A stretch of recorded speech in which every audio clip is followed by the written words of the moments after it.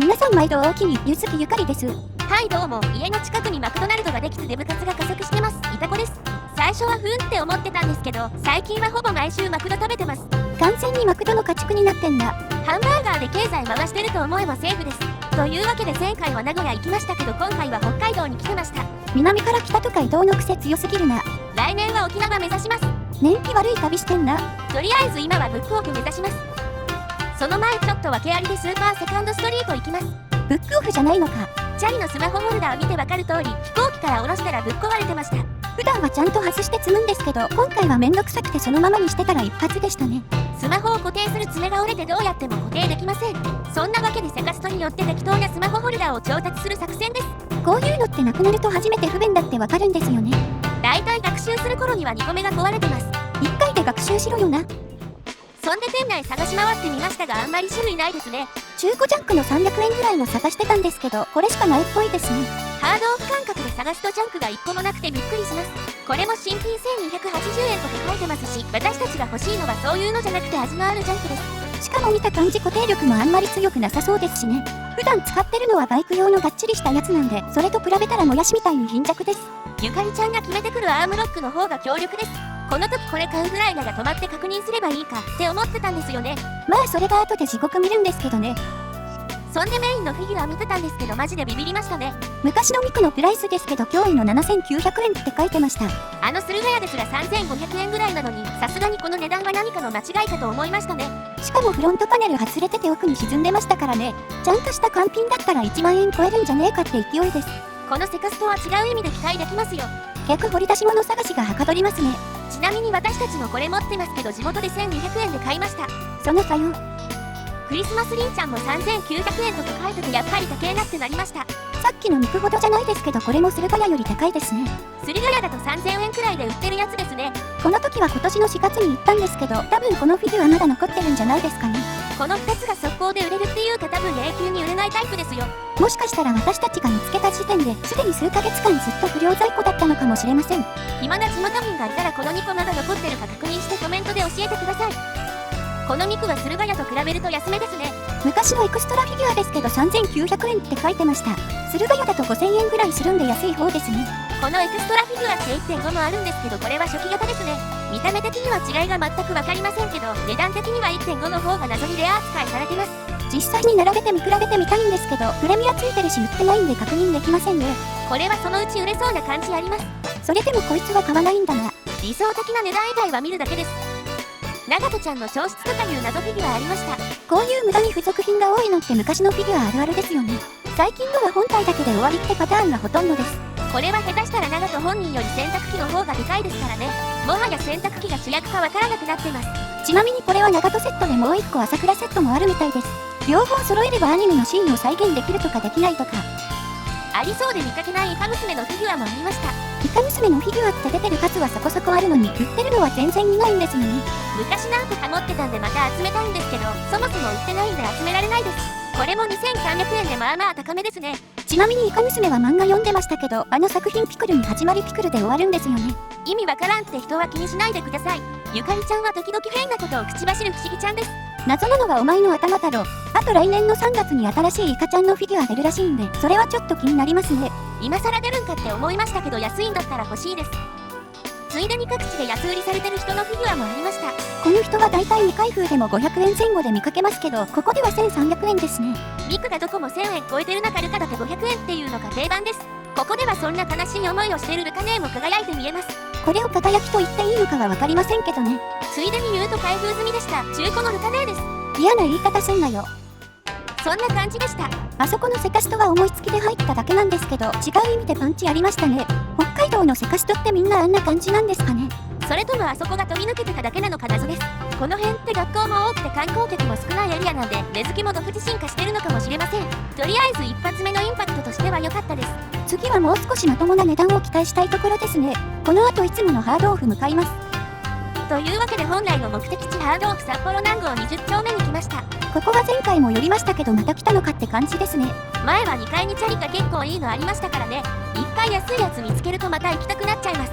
それ店の戦略にはめられてないか。バカな店員が根付けミスってるだけで戦略じゃないです。それを天才の私が根こそぎかっさらっていきます。お前がバカだってのはなんとなく伝わってくるな。2階にろくなチャリなかったんで速攻でフィギュア見てました。お前の戦略どうしたんだよ。とりあえず化け物語の年筆セットっていうのがありました。値段が800円でちょっと安いなって思ったんですけど、なんか書いてますね。ボディの交換ができませんって書いてありました。一応交換用のボディが見えてるんですけど、何気に交換できないんでしょうね。ジョイント部分に異物でも詰まってるんですかね。ボディの交換できないなんて、これがディオ様だったら致命的ですよ。爆発する船と一緒に海の底に沈んで徐々完結です。そういえばこの金髪のチンチクリンも吸血鬼でしたね。最近ちょっと集めようか迷ってるフィギュアありました。ブラックロックシューターのフィギュアなんですけど、このキャラってなんかミクと同列扱いされてることありますよね。たまにミクの親戚とかミクの二次創作って言われてますけど、実際はミクの曲のイラストに使われてただけですからね。ちなみに私たちは曲は知らないですけど、アニメは見てたんで集めるかちょっと迷ってます。昔だったら原作知らないくせに語るなって炎上してたタイプですね。今のオタク界隈ってにわかも転売も同人頃も全部ひっくるめて一緒くたなんで、語ったもん勝ちです。当時の実は東宝やったことないんですよね事件とか、あんなに騒いでたのに今じゃみんな手のひらくるくるですよ。オタクはちょろいってのが証明されたようなもんですね。何気にこのフィギュアも最近高騰してて、前はスケールでも5000円切ってたのに今じゃ普通に万円超えです。ちょっと珍しい雪肉のデンドロイドありました。これは昔一般公募されたイラストをフィギュア化したやつですね。タイトルが英語で書かれてるので読めませんが、とりあえずチンクルスノーって呼ぶことにします。全身緑タイツのおっさんみたいな言い方だな。値段が9900円だったんですけど、なんか値札のところにこちゃこちゃと色々書かれてますね。 A とか B とか C が欠品してるって書いてました。左下にパーツリストがあるんで多分それが入ってないってことでしょうね。欠品ありの中古ジャンクなのにこの値段ってなかなか来てますね。定価5000円ぐらいなんで、もし換金未開封だったらいくらになるんでしょうね。2万ルピーぐらいです。緑タイツのおっさんから離れろよな。エヴァのグッズって変なの色々出てますけど、これもまた変なのですね。エヴァ2号機のベロキラプトルとか書いてますけど、なんで恐竜なんですかね。自由研究シリーズとか書いてるんで、多分小中学生の夏休みの宿題にこれを書いってことなんでしょうね。私たちが子供の頃にもこの手の作るだけで自由研究終わるやつありましたけど、エヴァのとかあったんですね。昔はこういうキットで自由研究作るやつが多すぎて学校で禁止になった覚えありますね。自由研究の展示で同じやつがずらっと並んでて、なんじゃこりゃって感じでした。今はどうなってるのか知りませんけど、そもそもこれってちゃんと公式のやつでいいんですよね。たまに極限まで見せた別物ありますからね。お値段は3300円でしたが、高いのか安いのかよくわかりませんでした。ハードオフのジャンクでも売ってなさそうなガチのジャンクありました。一応ここホビーオフなんですけど、何ですかねこれは。電池が大量に詰まった謎のボックスが置かれてました。お値段は880円ですけど、これ使えるかもわからない大量の電池ですよ。これを買うくらいなら Amazon で800円分の新品電池買った方がマシですね。そもそも中古の電池って時点で買う人いるんですかね。同じ880円ならこっち買った方がいいだろうってやつありました。こっちもジャンクって書いてますけど、まだマシは部類ですね。マックの福袋に入ってたポテト加湿器とかそういうのが色々詰まってました。最初はマックグッズの詰め合わせかと思ったんですけど、ケンタッキーのグッズも混ざってましたね。デブ活がはかどりそうな組み合わせです。一昔前の中高生が使ってたようなケースありました。東宝のプラケースですけど、こういうの使ってるキモータいましたよね。オタクなりたてのなんちゃってオタクが好んで持ってたタイプです。今の中高生はどうなんでしょうね。こういうグッズは買わずにスマホでソシャゲとか VTuber 見てニチャニチャしてるイメージあります。ちなみに私たちも例に漏れずこういうのガンガン使ってた側のキモータです。カバンにアフキーぶら下げて自己主張してましたね。陰キャのくせに自己主張だけはするキモータの典型です。今はもうフィギュアしか見てませんけどね。これはちょっと欲しいなって思いました。アズレンのパズルらしいですけど、500円は安い方じゃないですかね。こういうパズルって相場1000円前後ですしね。ただアズレンはゲームもアニメも全く知らないんですよね。また昔だったら炎上してそうなこと言ってんな。原作が確かエロゲだったっていうぐらいの知識です。この2人が加賀と赤木でキツネっぽい娘ってことだけは知ってます。キツネっぽっていいですよね。見てるとなんか落ち着きます。加賀からしたらこんなやつに好かれても迷惑だと思いますけどね。前にお宝市場で加賀のフィギュア見かけて1万円で買うか迷ってやめたんですよね。あれって今じゃプレミアついて4倍の値段ですからね。たまに夜思い出して後悔してます。働く細胞のカードゲームとかありました。こんなのもカードゲームになってたんですね。箱の裏に楽しく体の知識が身につくって書いてますけど、楽しく学ぶならエロ本が一番じゃないですかね。一昔前の中学生は河原で拾うエロ本が保険の教科書でしたね。自慢じゃないですが私もそうでした。まあお前なら納得だな。働く細胞って確か学校で教材として使うなら許可なしで OK とか言ってましたよね。先生エロ同人も教材として使っていいですか？一生学校に来るなよ。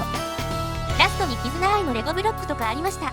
VTuber に興味ないこいつでも名前だけは聞いたことありますね。地味にビビったんですけど2019バーって書いてました。